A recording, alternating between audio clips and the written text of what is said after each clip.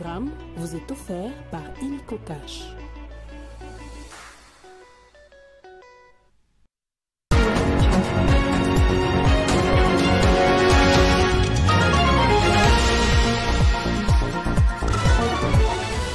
Inquiétude grandissante au sein de la population des Goma suite aux vagues d'arrestations, d'enlèvements et des kidnappings par les rebelles du 1-23 dans la ville. De nombreux avis des recherches pour des personnes disparues circulent. Justice débute ce lundi du procès dans l'affaire Boukangalonzo. Ce procès oppose le ministère public au député national et ancien premier ministre Matata Ponyo et consort dans le présumé détournement des fonds alloués à ces parcs agro-industriels. Au Soudan, la situation va des mal en pis. Les États-Unis viennent de couper l'aide au développement octroyée aux pays les plus pauvres. Faisant partie de ces lots, le Soudan, qui est en guerre depuis avril 2023, se voit sombrer davantage. Nouveau journal sur Télé 50. Bienvenue à tous. À Goma, au Nord Kivu, les cas d'arrestation, d'enlèvement, des kidnappings par les rebelles du 1-23 sont de plus en plus signalés. De nombreux avis des recherches pour des personnes disparues circulent. Une situation qui suscite une grande inquiétude, notamment parmi les jeunes et les hommes adultes ciblés par ces rebelles. Sécuritaire dans l'est du pays. Les confessions religieuses se sont réunies en procession des prières pour intercéder en faveur de la paix. Elles ont profité de l'occasion pour dénoncer les génocides qui se commettent sous silence sur le plan international. La ministre des Affaires sociales, Action humanitaire et solidarité, Nathalie Aziza Mounana, présente sur le lieu, insiste sur la nécessité de préserver la paix et la cohésion nationale. Face à la situation qui prévaut actuellement en République démocratique du Congo, spécialement dans sa partie Est, les confessions religieuses réunies ont organisé une procession sacrée des prières à laquelle ont pris part les autorités du pays, les membres du gouvernement, le mandataire et tous les chefs religieux, ainsi que les Congolais venus se recueillir en union des prières en faveur des compatriotes qui souffrent dans l'Est de la RDC. En sa qualité de chrétienne, servante du Seigneur et ambassadrice universelle de la paix, Nathalie Aziza Mounana, ministre des Affaires sociales, Action humanitaire et solidarité nationale, plaide pour une paix durable dans l'Est de la République démocratique du Congo. Je prends la paix parce que je suis ambassadrice universelle de la paix, sa grandeur, depuis plusieurs décennies et je me bats pour la paix. Aujourd'hui, nous sommes venus prier et implorer la faveur de Dieu pour que la paix revienne au Congo. Nous avons besoin de la paix, nous avons besoin de l'unité et le Rwanda est isolé aujourd'hui. Nous avons des signes. Cette grande prière, Dieu vient de l'exaucer et ce que nous avons vécu pendant un mois ne sera qu'un témoignage. Il est vrai que nous avons perdu le nôtre, nos mamans, nos filles qui sont violées chaque minute, mais aujourd'hui, j'ai une ferme conviction que ce pays que notre président Félix Antoine Tshisekedi a dédié à Israël, que Dieu ne nous abandonnera pas et demain nous avons notre discours pour le Congo. La région Est de la République démocratique du Congo est depuis plusieurs décennies le théâtre d'affrontements, combats entre l'armée congolaise et les groupes armés M23 soutenus par le Rwanda. À Kinshasa, comme dans plusieurs autres villes du pays, des manifestations et des prières sont organisées en faveur de la paix pour dénoncer une guerre imposée et un génocide qui passe sous silence.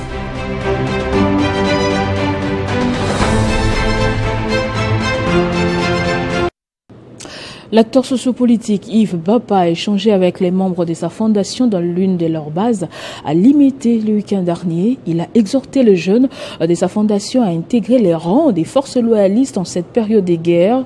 Faisant d'une pierre deux coups, ces notables de la commune des Limités a profité de l'occasion pour remettre plusieurs motos et machines à lavage aux jeunes afin de booster l'autonomie financière.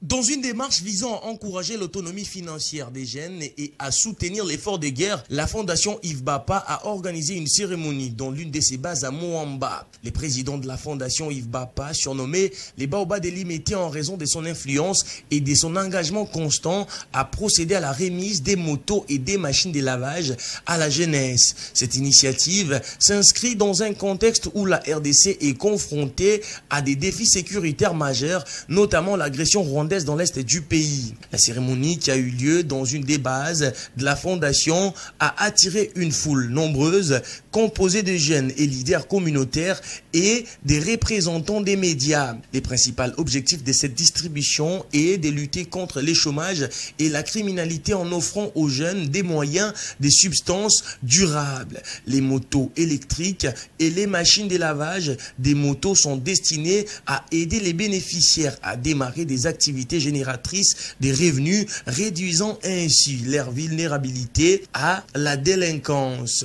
Lors de la cérémonie, le président de la fondation Yves Bapa a prononcé un discours inspirant, incitant les jeunes à s'engager dans l'armée pour défendre la patrie contre les forces hostiles. Il a souligné l'importance de la mobilisation nationale et de la solidarité pour soutenir les présidents de la République, Félix Tshisekedi, dans sa lutte contre les ennemis de la nation. Les bénéficiaires de cette initiative ont exprimé leur gratitude et leur enthousiasme. Cette moto va aider à lancer les activités et leur enthousiasme. Les leaders communautaires présents ont également salué cette initiative, soulignant son impact positif sur la jeunesse et la communauté locale. Yves Bapa continue de jouer un rôle clé dans le soutien et l'émancipation de la jeunesse congolaise. Par cette initiative, elle démontre une fois de plus son engagement envers la lutte contre le chômage, la criminalité et l'insécurité dans les pays. Les Baobab de Limité, fidèle à sa réputation, il a incité les jeunes à prendre part activement à la défense de la patrie tout en leur offrant des moyens concrets pour améliorer leurs conditions de vie. Au Maïndombe, 8 morts et plusieurs blessés. Côté milice Mobondo, c'est les bilans des affrontements ce dimanche au village Louéné entre l'armée et cette milice dans les territoires des Kwamout. Les FARDC qui ont délogé la milice Mobondo à l'issue de cette opération affirment aussi avoir récupéré des armes à feu et des armes blanches. On écoute le capitaine Anthony Mwalushaï, porte-parole de l'opération Ngemba dans cette province. C'était aux alentours des 6 heures heure locale que les forces armées de la République démocratique du Congo se sont emparées de l'état-major du chef milicier Mobondo, communément connu sous le nom de Cobra. Son état-major est situé au village Louémé, à 30 km au sud du village Massiakwa. Nous sommes dans le territoire des Kwamout, province du Maïndombe. Tout est parti vite lorsque un groupe des insurgés Mobondo a attaqué nos militaires qui étaient en patrouille de combat. Bilan encore provisoire jusque-là, fait état de 8 insurgés neutralisés, plusieurs blessés dont leur chef Cobra, 6 armes de calibre 12 récupérées et plusieurs machettes également. Pour l'instant, les forces armées de la République démocratique du Congo occupent la base de ces insurgés Mobondo au village Louémé et continuent avec l'opération de fouilles et de ratissage. L'ennemi, quant à lui, a pris fuite vers la ferme Mabanga. Le commandant des opérations Ngemba Axe Kwamout Toubakata, le général de brigade Moyo Rabi Richard, qui a installé momentanément son quartier général à Kwamout Cité, réitère son appel aux insurgés Mobondo de se rendre auprès des FARDC avec leurs armes pour faciliter le retour rapide de la paix dans les territoires de Kwamout, et l'armée, quant à elle, facilitera leur insertion dans la société. En outre, affaire Bukangalonzo, le procès reprend ce lundi avec le nouveau procureur général près la Cour constitutionnelle. Le dit procès oppose le ministère public au député national et ancien premier ministre Augustin Matata Ponyo et consort dans le présumé détournement des fonds alloués à ce parc agro-industriel. Et puis, le coup d'envoi de la campagne nationale de sensibilisation et mobilisation de la jeunesse congolaise à la lutte contre la corruption et au patriotisme en République démocratique du Congo qu'organise l'inspection générale des finances en collaboration avec le ministère de la jeunesse sera lancé ce lundi par la première ministre Judith Souminois. Cette initiative connaît la participation des ministères de l'éducation nationale, de l'enseignement supérieur et celui de la formation professionnelle. En tant que futur cadre du pays, la jeunesse congolaise a besoin de s'imprégner des valeurs favorables au développement de la patrie. Mars, mois dédié aux droits de la femme. Pour toutes les femmes et les filles, droit, égalité et autonomisation, tel est le thème retenu pour cette année. Et dans le but de booster l'autonomisation de la gente féminine, la rédaction de Télé 50 a mis en lumière Kezia Bello, une jeune menuisière résidant dans la commune d'Ntélé à Kinshasa. Suivez son portrait brossé par Damaris Kayembe. Dieu merci, Mukondola. Parmi tous les métiers qui existent sur Terre, elle a choisi la menuiserie, cet art qui consiste à travailler le bois pour en faire des objets ou des éléments utilisés dans la construction et l'aménagement. Sa spécialité à elle, ce sont le placard. Elle s'appelle Kezia Bello, surnommée Kiki la Visca, une citoyenne congolaise vivant dans la commune d'Ndjili à Kinshasa, détenant un diplôme d'état en latin philo au complexe scolaire Bosembo. Pour elle, pratiquer la menuiserie révèle d'un don. Son histoire commence par un besoin de rangement dans sa chambre. Faute de moyens, elle décide de mettre en pratique ses années d'observation auprès de son feu oncle, menuisier Jean-Pierre Makuiza. Ce geste impulsif prendra tout son sens après qu'elle ait publié son œuvre sur les réseaux sociaux TikTok. Cela lui vaudra plusieurs vues et rapidement de nombreuses commandes qui sera financée au début par sa sœur Claudia Bello. J'avais déjà les dents parce que il y a mon pauvre oncle, le grand frère de ma maman, paix à son âme, c'était un grand menuisier. Et à chaque fois, il faisait son travail, j'étais là à regarder, à observer. Même ses propres enfants, s'intéressaient dans l'autre, mais moi j'étais toujours là à observer et tout. Et après, je ne savais pas que Narota la Raraboé, Nazaki déjà notion, moi je ne savais pas. Si pour certains, les réseaux sociaux peuvent être nuisibles, ce n'est pas le cas pour la maîtresse du bois, Kiki la Visca. Elle considère ces plateformes comme un outil de marketing qui l'aide à percer dans son métier. Elle affirme qu'elle apprend chaque jour à travers les différentes vidéos sur les réseaux sociaux, ce qui lui permet d'améliorer son art. J'ai beaucoup appris toute seule. Dans Internet, ok, bien. C'est ça, on appelle ça les joints. Moi, je laisse ça comme ça vide. Or, moi, pâte, moi, quoi, na po. Tant au tcha peinture, et, balante, obési, c'était wapi. Or, c'était, on garde ça, moi, avant, je ne savais pas. Âgée de 25 ans, cela fait maintenant près de 10 ans qu'elle exerce dans ces métiers. L'artisane Bello n'est pas inquiète de critiques ou de préjugés, car même si elle excelle dans un domaine considéré comme masculin, elle n'a pas perdu sa féminité. Bien qu'elle n'ait pas encore de boutique pour exposer ses arts, Kiki la Visca ne compte pas s'arrêter là. Elle espère étendre son affaire et embaucher plusieurs femmes dans son cas, surtout celles qui ont du mal à se lancer. Nazara déjà a l'idée d'engager que les femmes, femmes fortes. Devenir indépendante, ignorer les avis décourageants des autres, tel est le message que cette jeune menuisière veut transmettre. Et sur le continent direction le Soudan, les États-Unis viennent de couper l'aide au développement octroyée aux pays les plus pauvres alors que ce pays est en guerre depuis avril 2023. Hormis cette suspension, l'actuel président américain Donald Trump se prépare à mettre également fin au budget de l'Agence américaine d'aide au développement international, USAID en sigle, qui est jusqu'à présent suspendu par le pays de l'Oncle Sam.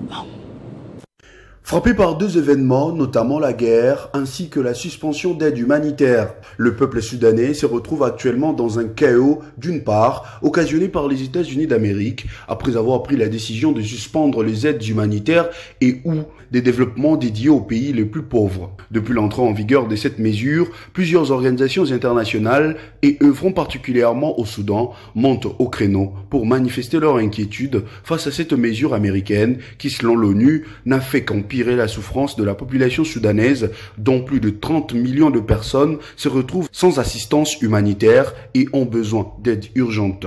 D'autre part, le peuple soudanais est en crise sécuritaire depuis avril 2023, une réalité qui occasionne jusqu'à ces jours des déplacements massifs. Le réfugié soudanais qui fuit actuellement les combats entre l'armée régulière et le rebelle de force de soutien rapide continue de se diriger vers le Tchad, précisément à Adré, la ville tchadienne frontalier du Soudan, où les ONG tentent de désengorger les sites des réfugiés, mais la plupart des Soudanais préfèrent rester au plus proche de leur pays. Entre-temps, dans ces conflits armés au Soudan, l'Égypte a rejeté hier dimanche la décision des paramilitaires de forces de soutien rapide et leurs alliés dans les pays de former un gouvernement parallèle, avertissant qu'une telle mesure compromettait l'unité, la souveraineté et l'intégrité territoriale du Soudan qui est déchirée par la guerre.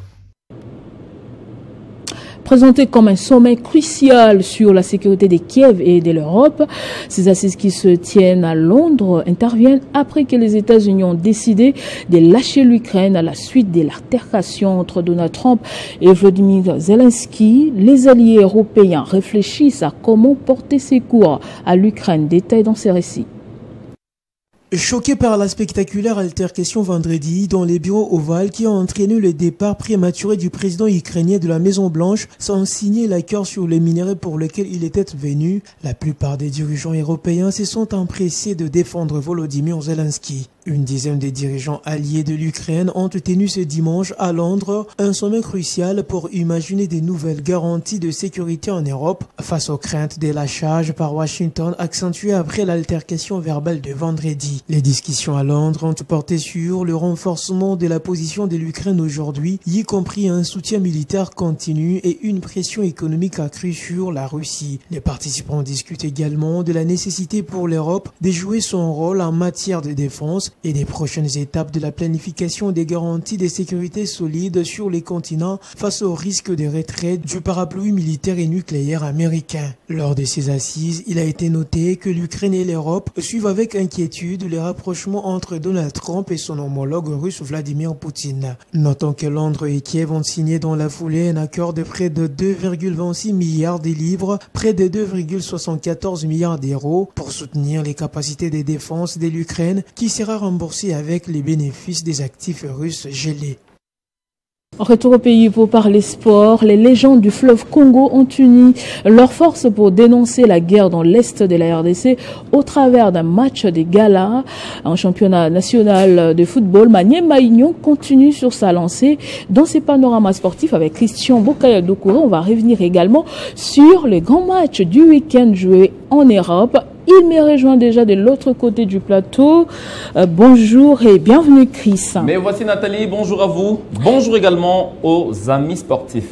Illico Cash Ligue 1, Maniema Union, inarrêtable. Le club des Kindu est sur une très bonne lancée, Nathalie Okomposo, depuis la reprise du championnat national des Illico Cash Ligue 1. La preuve, hier, les Kambelembele ont étrié le club orange des Kinshasa 3-1 dans un stade de martyrs qui chantait en majorité bien sûr en l'honneur de l'OC Renaissance du Congo. Maniema Union a fait le job grâce aux réalisations de Jefté Kitambala, Jonathan Kanou et Ordi Simete, alors que David Bella Bakoima réduisait les cas pour l'OC Renaissance du Congo. C'était bien sûr à la 87e minute. Cette nouvelle victoire permet bien évidemment au club de Kindu de pouvoir protéger sa première place du groupe B avec 32 points.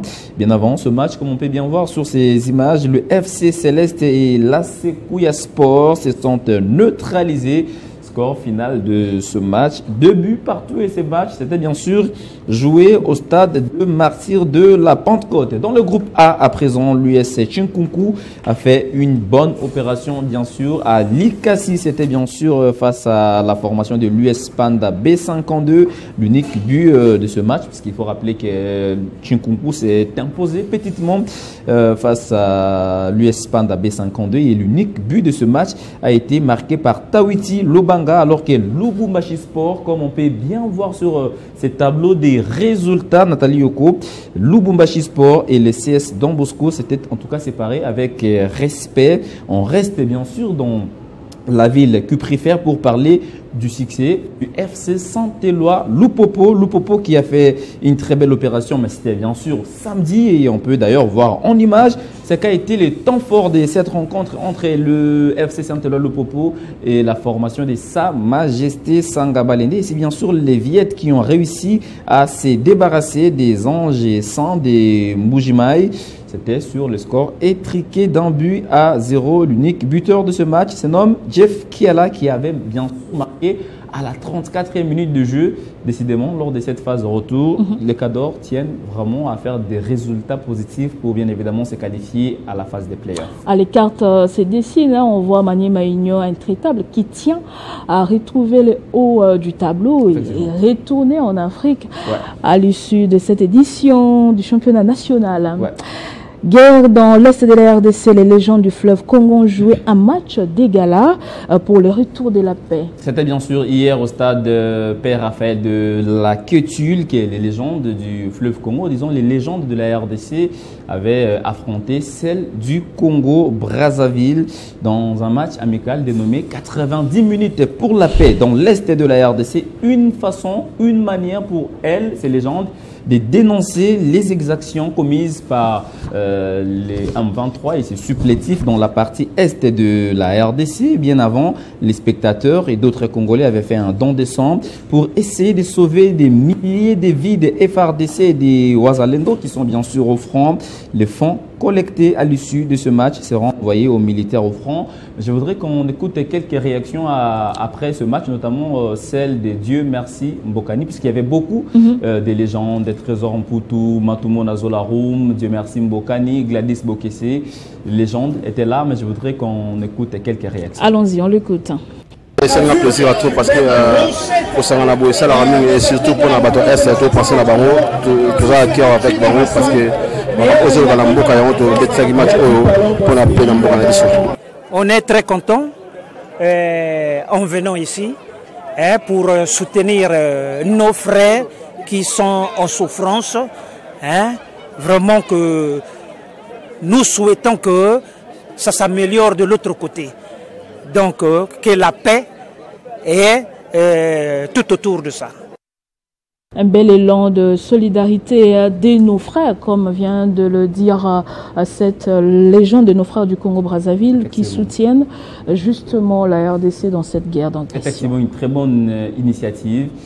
Bon, peut-être on se pose des questions. Là où la politique n'a peut-être pas réussi, les sports pourraient faire bouger les lignes, Nathalie. En tout cas, chacun à son niveau doit se battre pour chercher ces retours de la paix dans la partie orientale du pays. En Europe, les Barça reprend son fauteuil. Ça, c'est une nouvelle qui me plaît énormément. Bayern Munich et PSG à pas du titre. Mais je savais que Nathalie Okomposo était aux anges hier quand le FC Barcelone... Tout à fait. A écrabouillé bien sûr la Real Sociedad, mais bon, moi je préfère un peu commencer en France avec la Ligue 1 où le PSG n'a pas visiblement. Il s'agit bien sûr de Merveille Kanjinga qui a joué ses premières minutes sous les couleurs du PSG. Elle a été passeuse décisive du match, bien sûr face à Dijon, match soldé sur le score d'un but à 0. Revenons maintenant chez les hommes pour parler de la Bundesliga où le Bayern Munich aussi teste avant bien sûr d'affronter Leverkusen en 8e de finale. Aller de la poulain de Xabi Alonso avait fait une démonstration de force bien sûr prolifique, excusez, quoi de plus normal s'attendre à une bataille des titans déjà ce mercredi pour le compte de la course au titre est toujours tendue. L'Inter Milan, Nathalie, et le dernier virage, le Barça, vous l'avez dit, a récupéré son fauteuil, mais c'est de la plus belle de manière. Ça, il faut reconnaître, les Blaugrana ont écrasé hier la Real Sociedad. 4 buts à 0, c'était bien sûr grâce à Gérard Martin, Marc Casado, Araujo et Robert Lewandowski. Les artisans de ces succès ne lâchent en tout cas rien dans ces derniers virages, puisqu'on amorce aussi petit à petit l'atterrissage du côté de la Liga et le Barça qui est tout feu, tout flamme. Et grâce à ce succès, le club catalan totalise 57 points, soit à 3 longueurs du Real Madrid. Le Real Madrid qui a été battu samedi par le Betis Séville. Le Betis Séville où évolue bien sûr notre compatriote Cédric Bakambu. Le Real Madrid avait ouvert le score dans ce match, mais finalement, ce n'était qu'une joie éphémère à la 9e minute après le but de Brahim Diaz, puisque les locaux réussiront à égaliser déjà. Et voilà, 2 buts à 1. Les Real Madrid avaient chuté. On va finir bien sûr en Angleterre où on a joué pour le compte de la Coupe. Et c'est bien sûr Manchester United qui continue de décevoir. Le Red Devils ont chuté hier face à Fulham. C'était bien sûr après la séance fatidique des tirs au but. 4-3, puisque déjà au départ, le score était d'un but partout, au temps réglementaire. Même chose lors des prolongations, on s'est dit, le vrai problème des United n'était pas peut-être Cristiano Ronaldo, encore moins Eric Ten Hag, parce que depuis que les deux sont partis, United continue bien sûr de sombrer. Et voilà ce qu'on pouvait dire, Nathalie Yoko, par rapport à ces panoramas sportifs de ce lundi. Merci beaucoup Chris pour tous ces détails. C'est moi qui vous remercie Nathalie. Et ce journal est terminé, place au rappel des titres. Inquiétude grandissante au sein de la population de Goma suite aux vagues d'arrestations, d'enlèvements et des kidnappings par les rebelles du 1-23 dans la ville. De nombreux avis des recherches pour des personnes disparues circulent. Justice début ce lundi du procès dans l'affaire Bukanga Lonzo. Ce procès oppose le ministère public au député national et ancien Premier ministre Augustin Matata Ponyo et consort, dont les présumés détournements des fonds alloués à ce parc agro-industriel. Au Soudan, la situation va des mal en pis. Les États-Unis viennent de couper l'aide au développement octroyée aux pays les plus pauvres. Faisant partie des CELO, le Soudan qui est en guerre depuis avril 2023 se voit sombrer davantage. Restez avec nous tout de suite, c'est la revue de presse.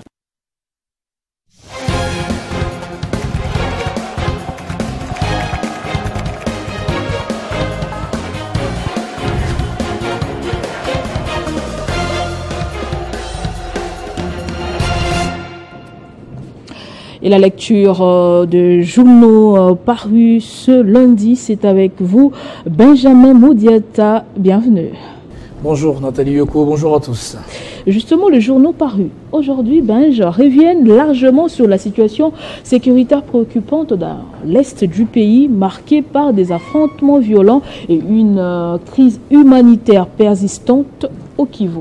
Eh bien Nathalie Yoko, la tension est montée depuis le week-end dernier avec la reprise des combats dans les villages de Bila, Lombili, dans les territoires de Mwenga. Au sud Kivu, le média en ligne Actualité.cd, commençons par là, met en avant ces affrontements dans un article intitulé Sud Kivu, violent combat entre Turwaneo, M23 et Wazalendo à Mwenga. Selon plusieurs sources locales citées par ce média, les éléments de la coalition Twirwaneho, Red Tabara et Android alliés au M23, bien sûr, couverts de l'armée rwandaise, ont attaqué les positions de Wazalendo. Le journal souligne également le rôle de l'armée rwandaise, accusée d'agresser la RDC sous couvert de M23 et l'AFC, tout en recourant à des stratégies de la désinformation. Nathalie Yoko, Mediacongo.net titre ainsi: prétendu rapatriement des FDLR au Rwanda par le 1-23 AFC, une stratégie rwandaise pour justifier l'invasion du territoire congolais, selon les FARDC. Dans ces colonnes, Mediacongo.net relaie les déclarations du général-major Sylvain Ekenge, porte-parole des FARDC, qui qualifie cette opération de rapatriement de montage de mauvais goût, destiné à discréditer l'armée rwandaise, l'armée congolaise plutôt. Et dans les mêmes articles, Nathalie, les FARDC dénoncent aussi l'exécution sommaire de soldats congolais malades et blessés retrouvés à l'hôpital du camp Katindo à Goma et attribuent cette atrocité à l'armée rwandaise. Des médias à un autre, Nathalie, VOA Afrique aborde également ce sujet avec un titre plutôt évocateur. Les FARDC dénoncent un montage grossier. Après la reprise de combat, ces médias vont plus loin en affirmant que les atrocités rwandaises, qui passent maître dans l'art du mensonge et de la manipulation, auraient habillé d'anciens FDLR détenus au Rwanda avec des tenues militaires, 9 des FARDC, dans le but de créer une mise en scène. Au-delà des pertes humaines, Nathalie Yoko, cette guerre d'agression menée par le Rwanda aggrave aussi la crise humanitaire dans tout Goma, tout Nord Kivu et tout Sud Kivu. Les sites Relief Web, dans son rapport intitulé Crise humanitaire à l'est de la RDC, Nord Kivu, Sud Kivu, Ituri, rapport de la situation du 28 février 2025, fait état de plus de 2 millions de personnes affectées dans la seule région de Goma, Nathalie Yoko, avec des répercussions à l'échelle nationale. Relation entre les États-Unis, l'Europe et l'Ukraine après le tête-à-tête Trump-Zelensky, c'est votre deuxième sujet et les derniers d'ailleurs. Eh bien justement Nathalie, c'est les sujets à la bouche de tout le monde, on en parle depuis tout le week-end. L'Europe fait bloc derrière l'Ukraine et appelle les États-Unis encore une fois à renforcer leur soutien après une rencontre tendue entre Donald Trump et Volodymyr Zelensky. Le site Euronews.fr, commençons par là, titre: l'Europe s'unit derrière l'Ukraine mais appelle au soutien des USA. Selon ces médias, lors d'un sommet à Londres, une quinzaine des dirigeants occidentaux ont réaffirmé leur soutien militaire à l'Ukraine 2 jours après une rencontre houleuse entre Zelensky et Trump à la Maison-Blanche. Le Premier ministre britannique Keir Starmer a appelé ses homologues européens à intensifier leurs efforts en matière de la défense, soulignant que cela ne concerne pas uniquement l'Ukraine, mais l'Europe tout entière, Nathalie. De son côté, Le Monde.fr rapporte dans un article intitulé « Guerre en Ukraine, Londres et Kiev signent un accord de près de 2,74 milliards d'euros pour renforcer la défense de l'Ukraine. » Et qu'est-ce qu'ils disent, Nathalie? Écoutez bien, c'est que les Britanniques disent que ça servira à la production d'armes directement en Ukraine. On va parler là d'une nouvelle technique de défense. Mais alors, Nathalie, où en sommes-nous avec les relations entre les États-Unis et l'Ukraine après cette période? Le média Israel Valley apporte un éclairage plutôt inquiétant avec ce titre « Europe, USA, Ukraine, les relations transatlantiques en grave difficulté ». D'après ce média, les dirigeants européens sont face à un scénario redouté, devoir gérer seule une Russie agressive. La situation s'est encore détériorée cette semaine, Nathalie, lorsque les États-Unis ont rejoint la Russie pour s'opposer à une résolution de l'ONU condamnant l'invasion de l'Ukraine par Vladimir Poutine. Et comme cela ne suffisait pas, Nathalie, les responsables européens ont assisté avec stupeur à l'humiliation publique de Volodymyr Zelensky par Donald Trump dans les bureaux ovales, un moment perçu comme un véritable tournant dans les relations transatlantiques. Avant de vous libérer, ça fait tout de même réfléchir par rapport à ces sommets sur Kiev et sur la sécurité en Europe. On a besoin de l'aide des États-Unis alors que les États-Unis s'est allié avec la Russie qui agresse l'Ukraine. C'est paradoxal, Nathalie, parce qu'on sait déjà qu'il s'agit des États-Unis qui rejoignent Poutine à l'heure où nous sommes, mais les Européens tentent quand même de redemander l'aide des États-Unis d'Amérique. C'est paradoxal. Une affaire à suivre. Une affaire à suivre, bien sûr. Merci beaucoup, Benjamin. C'est moi qui vous remercie, Nathalie. Ces détails et toutes ces précisions. C'est moi qui vous remercie, Nathalie. Merci également à vous de nous avoir suivis de partout. L'information reste en continu et en temps réel sur votre télévision.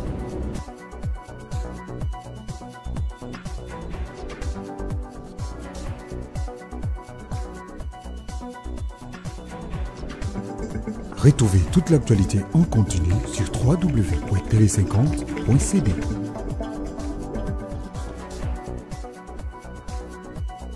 Ce programme vous a été offert par Illico Cash.